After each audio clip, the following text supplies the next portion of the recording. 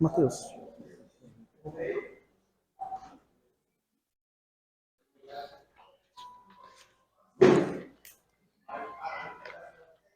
Lá no questionário, eu gostaria que os irmãos trabalhassem essa primeira pergunta, porque ela está mais relacionada com a introdução, com a primeira aula que nós tivemos domingo passado. Que é por que a teologia pactual exige humildade no estudo da revelação? Tá? Isso nós trabalhamos bem domingo passado. Por que a teologia pactual, ou podemos colocar aqui, a teologia em si, fazer teologia, estudar teologia, exige humildade no estudo da revelação. Vamos abrir a palavra de Deus em Deuteronômio 29, versículo 29.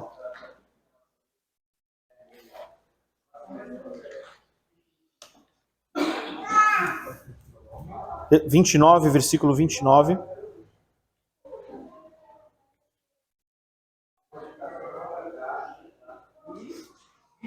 Amém? As coisas encobertas pertencem ao Senhor nosso Deus, porém as reveladas nos pertencem, a nós e aos nossos filhos, para sempre, para que cumpramos todas as palavras desta lei. Olhando para essa pergunta, nós conseguimos relacionar a este texto bíblico de qual forma? Alguém gostaria de responder esta pergunta?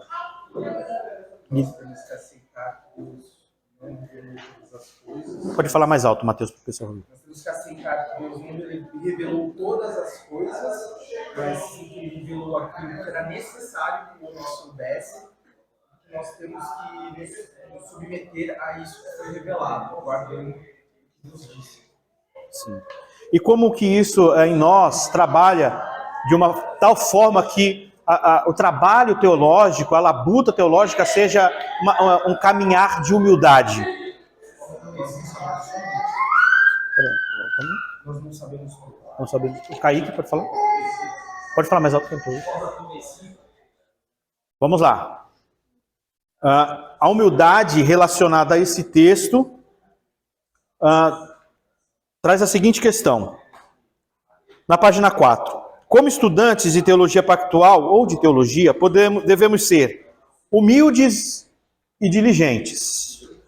Humildes o suficiente para não nos intrometermos no que não nos cabe saber. Por que não nos cabe saber? Porque Deus não revelou todas as coisas. Tá certo? E a diligência está implicada ao quê? Trabalharmos e labutarmos em cima daquilo que Deus revelou. Então esse é o campo onde a humildade ela vai transitar. Não significa negação de estudo. Não significa negar meditar nas Escrituras e estudar. Significa entender que Deus revelou. E o que Deus revelou, devemos ser diligentes no estudo e entendermos que Deus não revelou todas as coisas. E aquilo que Ele revelou, somos dependentes dEle para assim aprender. Pois as Escrituras, a revelação de Deus, não é uma obra meramente humana, não é uma obra humana, mas é inspirada por Deus, é uma obra de Deus, é uma obra sobrenatural. E dependemos do Espírito de Deus para tal ação. Então, logo no início, estudarmos teologia pactual ou qualquer campo teológico, não é para que destaque em nós soberba, arrogância e orgulho. Nós não estamos aqui, irmãos, sentados para estudar teologia pactual, pensando em ir para a internet e refutar dispensacionalista. Pensando em ir para a internet refutar Pedro Batista. Nós estamos buscando aprender para lidarmos com as Escrituras Sagradas, para que as Escrituras falem ao nosso coração, para que nós possamos aprender a viver de tal forma que Deus seja glorificado com as nossas vidas. Essas coisas todas, em um ponto ou outro, elas podem ocorrer, tá? É saudável o debate. Existe um espaço para ele. Existe um lugar apropriado para essas coisas todas. Porém, o pressuposto não é a arrogância, não é a soberba, não é o orgulho. Por que Independentemente do campo teológico que a gente esteja, irmãos, Deus não revelou todas as coisas. E aquilo que Ele revelou, eu trabalho de forma diligente aos pés do meu Senhor, buscando sempre a capacitação do Santo Espírito. Tudo que nós temos aqui na mesa, tudo isso, não demonstra a minha capacidade, mas me humilha, porque mostra a nossa incapacidade, a nossa dependência de Deus e de outros homens que andaram nas pisadas do Senhor, que foram capacitados pelo Senhor, e nós recorremos a eles. Como eu já disse, alguém já disse, a nossa teologia de hoje é como alguém que anda sobre os ombros de gigantes, caminho sobre aqueles que já labutaram em nossa frente. Essa é a realidade. Amém? Então, essa é a primeira questão para nós. Esse é o ponto de partida, independentemente da doutrina que nós venhamos lidar sempre. Iniciamos com humildade. Amém? Alguma colocação aqui? Alguma pergunta, meus irmãos? Quando nós pensamos em ir além daquilo que o Salvador, ao grande risco é cair pela parte da direita. É aí que entra. Com certeza, aquele que está querendo ir além daquilo que foi revelado a ele, pode facilmente cair nesse campo da heresia, terminar colocando algo herege. Sim. Porque quando você vai além daquilo que Deus revelou, você já está querendo usar o seu próprio conhecimento. Isso aí. Bem colocado, pastor. Tudo bem. Primeira aula hoje. Alguém levantou a mão? Não, né? Desafio entre teologia bíblica e teologia sistemática dentro de fundamentos metodológicos. Lembrem, nós estamos buscando o como estudarmos a teologia pactual. Estamos nessa parte. Por isso, fundamento. Métodos fundamentais para o estudo da teologia pactual. E agora, o Samuel Hennigan e nós, aqui na apostila, vamos partir desse princípio. E a primeira aula que a gente tem é o desafio entre teologia bíblica e teologia sistemática. Primeiro ponto aí é uma breve definição de teologia. A teologia é o estudo da revelação de Deus. Aqui é uma citação do livro do pastor Fernando Angelim, tá? A teologia é o estudo da revelação de Deus. O professor Heber Carlos de Campos explica que o homem estuda Deus mediante aquilo que Deus revela de si mesmo. Então, o estudo teológico é estudar aquilo que Deus revelou a respeito de si mesmo. Nós não transitamos em outras áreas. Nós já vimos isso em Deuteronômio, tá? Portanto, a teologia deve ser entendida como a ciência da revelação ou da ciência das Escrituras. Então, se amanhã ou depois, já falei isso e repito, se alguém te questionar porque você estuda teologia, porque isso que nós estamos fazendo aqui é uma EBD, é uma escola bíblica, é estudo teológico. Não é um seminário, mas é estudo teológico. Encare sempre dessa perspectiva, tá? Ou seja, fazer teologia, estudar teologia, é estudar aquilo que Deus revelou a respeito de si mesmo, tá? A palavra teologia é a união de duas, theos, no grego Deus, logia, que vem da raiz de logos, palavra, ciência, estudo, razão, que dá aí o nosso entendimento, o estudo acerca das coisas de Deus, tá? Mas eu sempre prefiro colocar assim, o estudo daquilo que Deus revelou a respeito de si mesmo. É mais amplo, porém eu creio que faz mais jus ao que é de fato fazer teologia.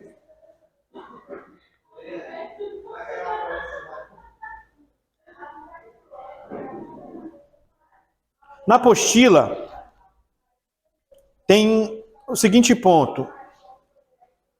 Uma vez que nós estamos lidando com teologia bíblica e teologia sistemática, o que é teologia sistemática? Mateus, lê pra gente. Teologia sistemática ocupa-se da sistematização das doutrinas sob determinados títulos e é chamada de dogmática. Preocupa-se em arranjar em um sistema completo de doutrinas o que os cristãos creem sobre vários tópicos, como Deus, salvação, pecado, igreja, batismo, ceia, etc. Lê bíblica agora. A A teologia bíblica busca compreender o enredo das escrituras enquanto um só livro. Errados nós a define como aquele ramo da teologia exegética que lida com o processo de autorrevelação de Deus, registrada na Bíblia. Amém. Entenderam? São dois ramos de estudo teológico: teologia sistemática e teologia bíblica. Eu vou tentar ir aqui no quadro para a gente trabalhar um pouquinho isso aqui. Eu percebi que domingo passado ficou um pouquinho difícil para os irmãos, então hoje eu vou dar um pouquinho de atenção nisso aqui, tá? Vamos aqui imaginar a seguinte questão. Nós estamos com uma sala de teólogos bíblicos e nós vamos agora produzir teologia bíblica. Abram a Bíblia aí em Gênesis, capítulo 1.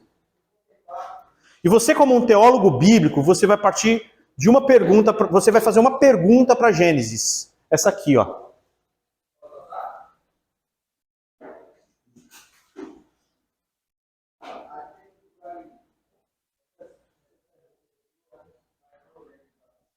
Não sei se os irmãos todos conseguem ler, a letra também já não ajuda, mas ali está escrito quem é Deus, tá? E você, a teologia bíblica, ela é isso. Teologia bíblica busca compreender o enredo das escrituras enquanto um só livro, unidade, tá? Ou seja, quando nós vamos fazer teologia bíblica, você vai buscar o ramo histórico da revelação. E onde está o ramo histórico? Na Sagrada Escritura. Então eu vou partir de Gênesis. Gênesis 1. O que está escrito em Gênesis 1, Mateus? Gênesis 1:1. No princípio, Deus criou os céus e a terra. No princípio, criou Deus os céus. Eu estou fazendo teologia bíblica. Começo em Gênesis 1:1. Quem é Deus em Gênesis 1:1? Criador. Posso colocar aqui, Deus é criador.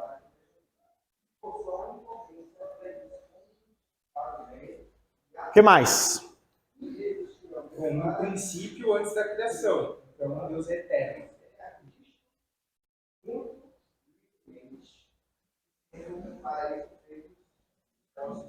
Deus é eterno. O que mais? Se ele criou os céus e a terra, ele exerce domínio sobre essas coisas. Ele é soberano. Soberano.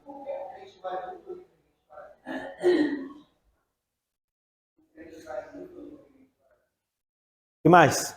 Deus criou os céus e a terra. Ele é todo-poderoso. Todo-poderoso.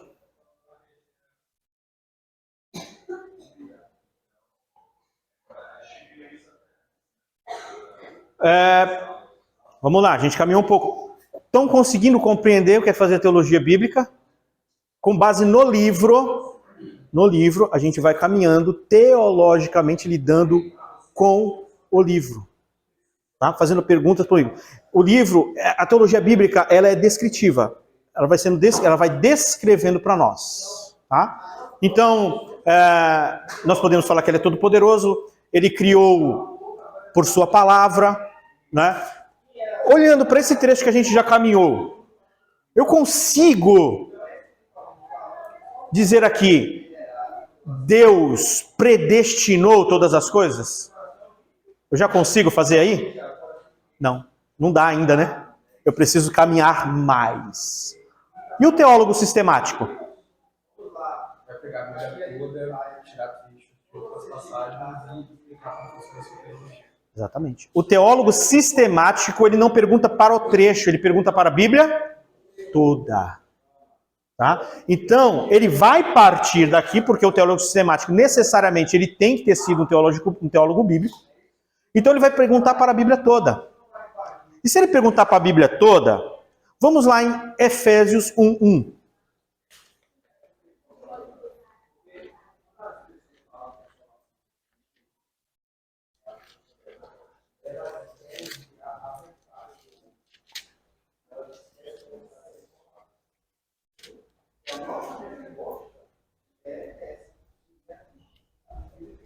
Lê pra gente, Mateus, do versículo 3 até o versículo 6. Até o versículo 9, perdão. 3 ou 9? É. Bendito seja Deus e Pai de nosso Senhor Jesus Cristo, que nos abençoou com todas as bênçãos espirituais das regiões celestiais em Cristo.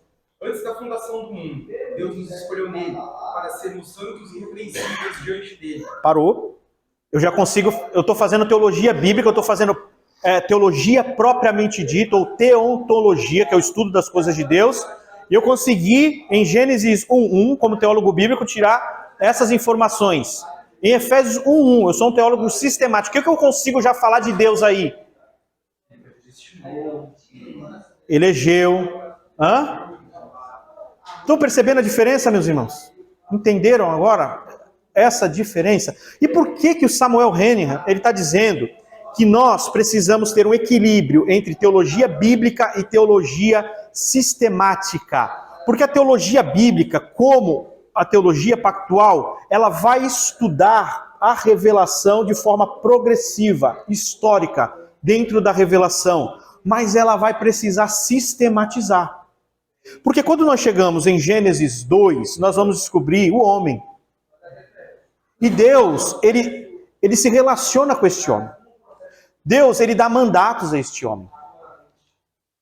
Porém, a gente vai precisar sistematizar isso para saber até onde que vai essa relação. Quem é o homem nesta relação? Se eu for em Gênesis 2 somente, eu vou descobrir muitas coisas a respeito da relação de Deus com o homem. Porém, se eu for para Romanos 5, vamos abrir Romanos 5.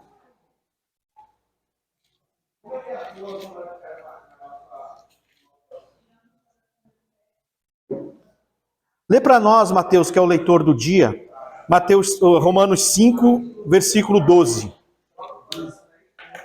Portanto, assim como por um só homem entrou o pecado no mundo, pelo pecado veio a morte, assim também a morte passou a toda a humanidade, porque todos pecaram.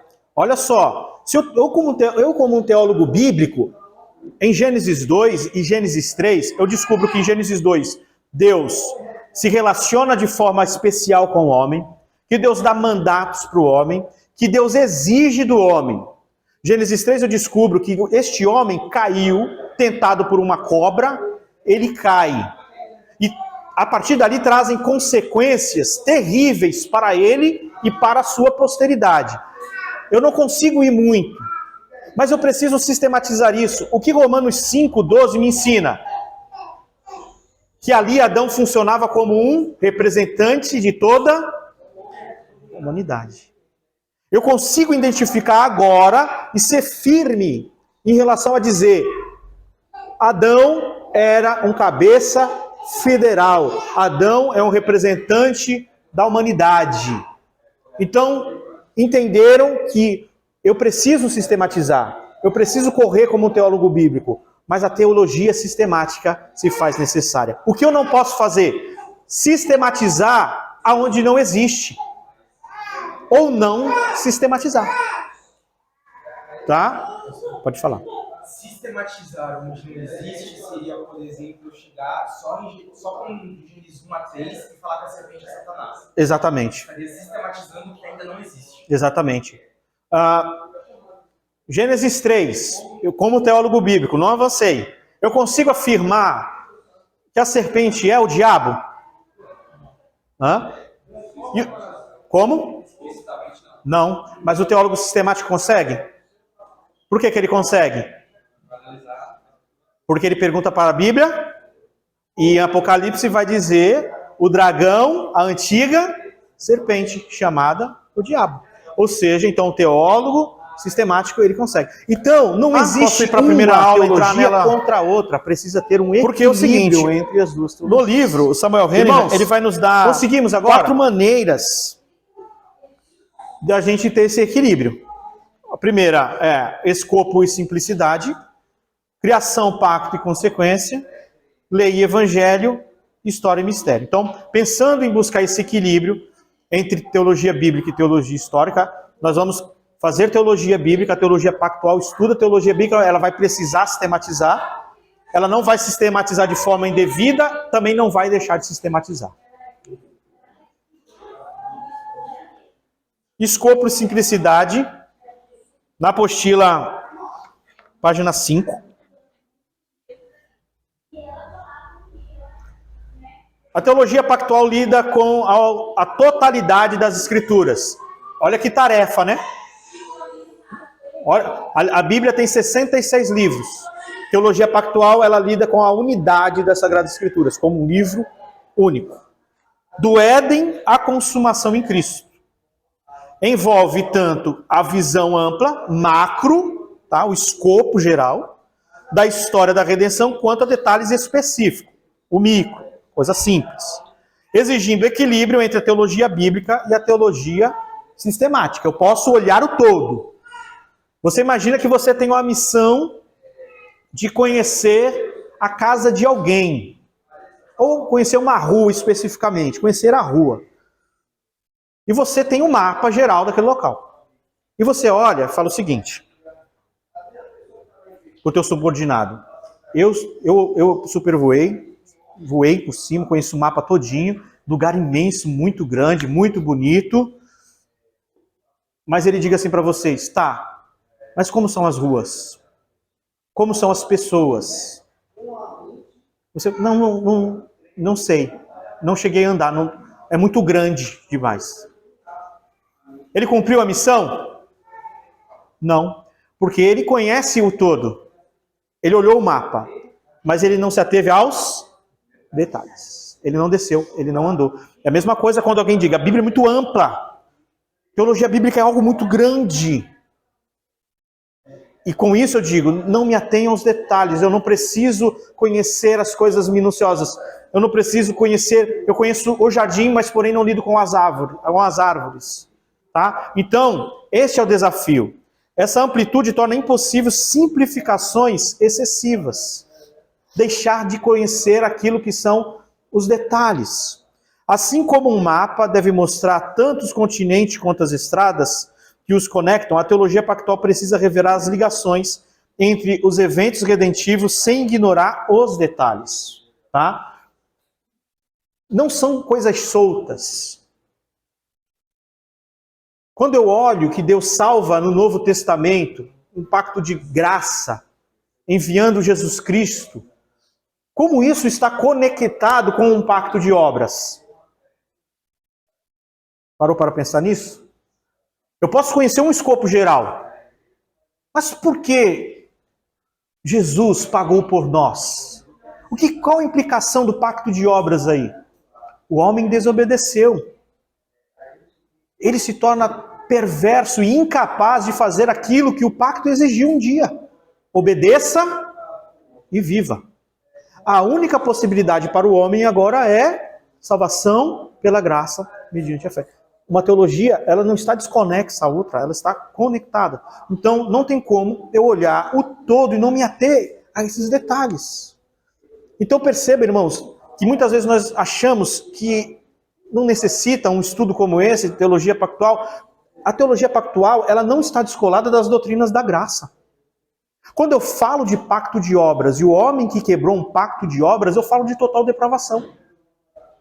Quando eu falo de um pacto de graça e salvação pela graça mediante a fé, eu estou falando da expiação. Estou falando de eleição, de predestinação, chamado eficaz. Então a teologia pactual, ela é essa coluna que trabalha com o todo das doutrinas bíblicas. Tá?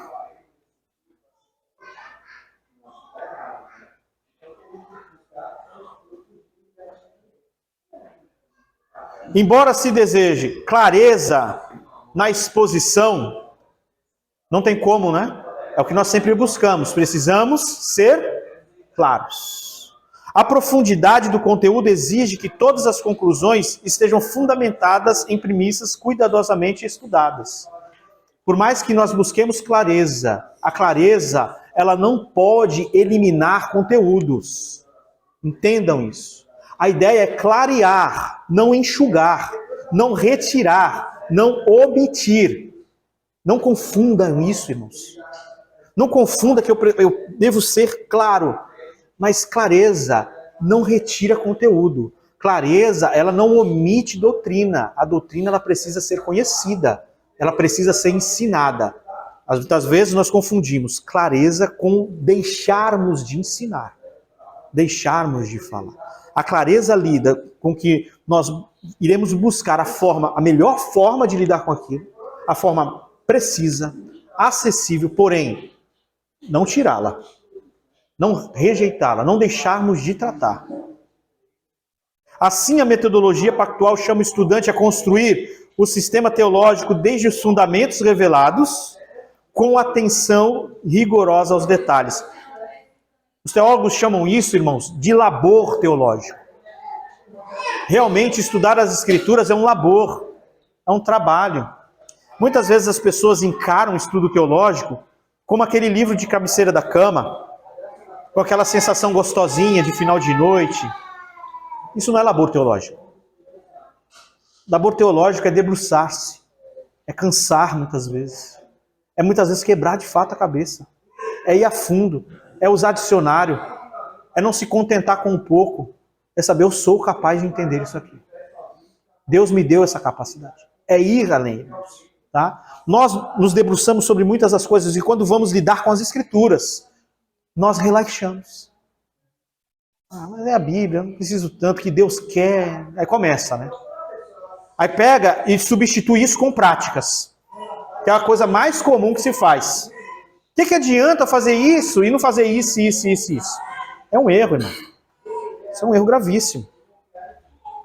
Assim, a metodologia pactual chama o estudante a construir o sistema desde os fundamentos revelado com atenção rigorosa aos detalhes, evitando reduções ou inferências infundadas.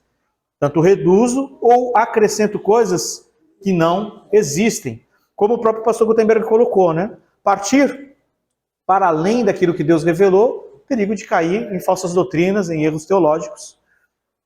O que são termos teológicos? Alguém consegue me explicar o que é um termo teológico? Os irmãos estão estudando o que é um termo teológico. Ninguém vai arriscar? Doutrina da Trindade. Trindade é um termo teológico? Hã? Nomenclatura? Trindade é um termo teológico? Por que é um termo teológico?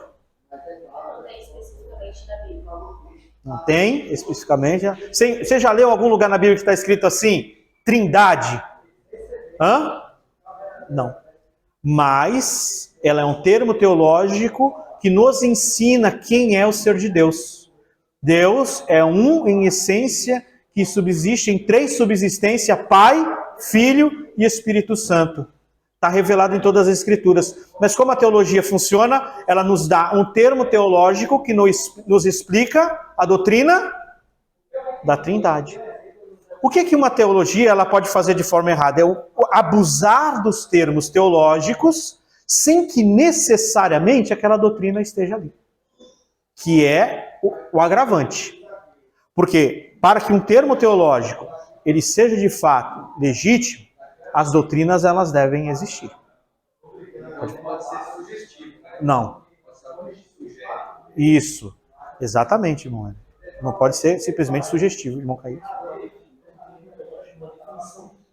Uma definição doutrinária. A sistematização ela envolve a sistematização, envolve sistematizar. Mas ela define doutrina.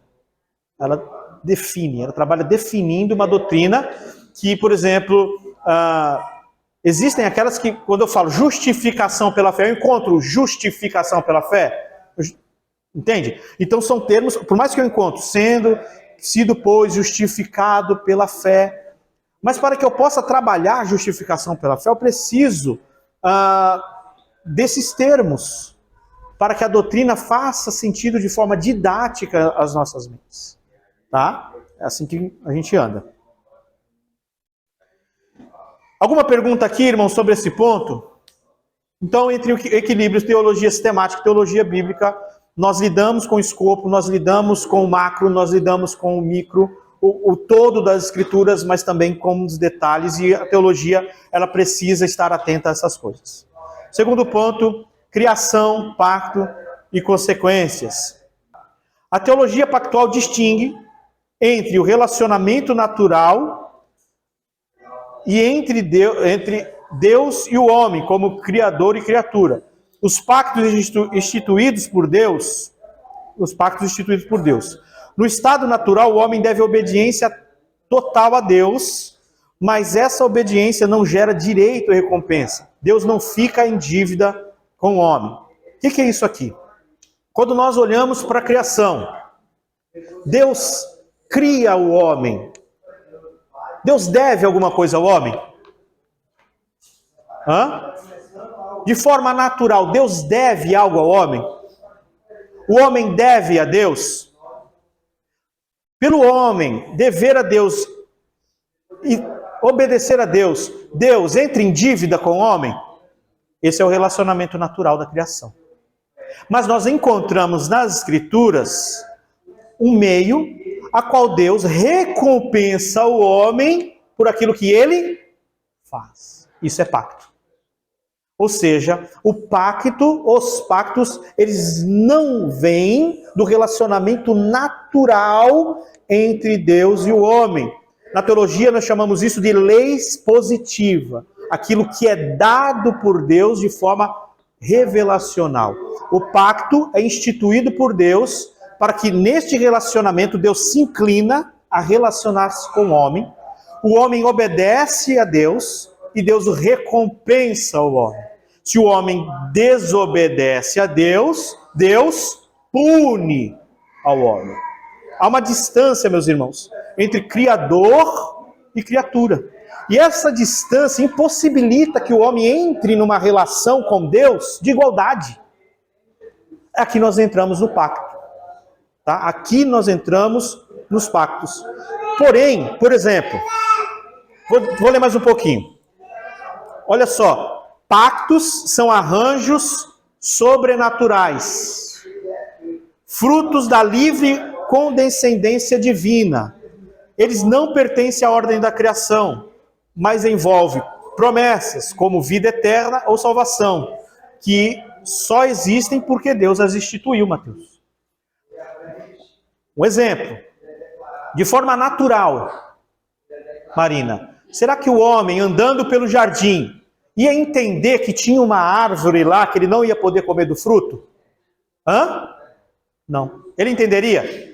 Aquela ali eu posso comer, aquela eu não posso. Naturalmente. Por que ele passou a saber? Porque Deus falou. Isso é uma lei positiva. Aquilo que é revelado e dado por Deus ao homem. Porém, quando eu falo assim, o homem não pode matar. Isso está dentro do homem de forma natural e moral. Pelo simples fato de Deus ter criado o homem à sua imagem e sua semelhança. O homem é criado de tal forma que ele sabe que não pode matar. Isso é natural, isso é moral. Por que eu estou estudando isso, pastor? Porque lá na frente, quando eu olhar para leis da antiga aliança que cessaram, eu vou saber responder. Por que eu já não uso mais os sacrifícios no templo? Por que nós já não estamos aqui com um altar pegando fogo? O irmão Hélio já ali cortando o cabrito. Mais tarde, né? Outro dia só, mas para outro sistema. Por que não mais? Essas leis eram leis positivas. Elas cumpriram o fim, cumpriram uma determinada finalidade. Elas foram cumpridas, porque foram dadas por Deus. Não fazem parte da ordem natural da criação. Então elas foram cumpridas. Existe uma árvore do conhecimento do bem e do mal ainda que a gente não pode acessar? Ela cumpriu um fim. Tá? Ela cumpriu um fim. Não estão mais em uso. Porém, eu posso matar? Posso roubar? Posso adorar outro Deus além do Deus criador dos céus e da terra? Não podemos. Porque isso é natural, é perene, é perpétuo. Aqui nós encontramos a diferença do que é lei moral e lei cerimonial. Quando eu entendo criação, pacto e consequências, eu consigo entender o seguinte, peraí, o que da lei foi cumprida são seus aspectos positivos, as suas cerimônias. De fato, elas cumpriram a sua finalidade. Tá? O culto a Deus, é natural? Hã? Por que é? Porque Deus nos criou para que nós tivéssemos um relacionamento com Ele. O culto já com Deus. Decorre do aspecto natural da criação.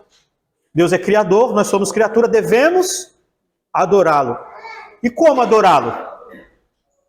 É positivo. Deus vai explicar como deve ser a adoração. Deus vai explicar como deve ser a adoração. Na antiga aliança é a mesma como nós adoramos hoje? Estão entendendo, meus irmãos?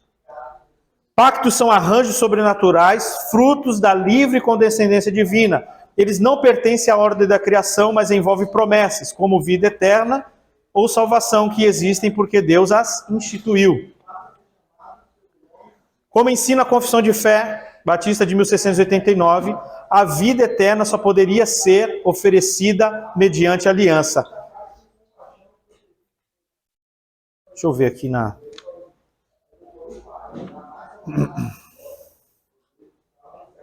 Confissão de Fé.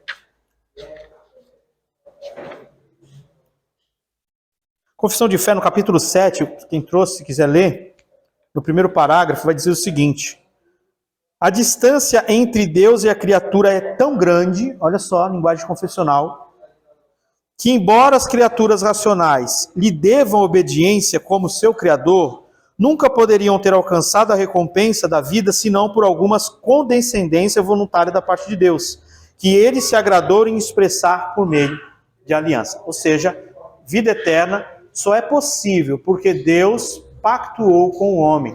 Não é um direito natural do homem. A circuncisão, por exemplo, foi uma lei positiva válida apenas por um tempo.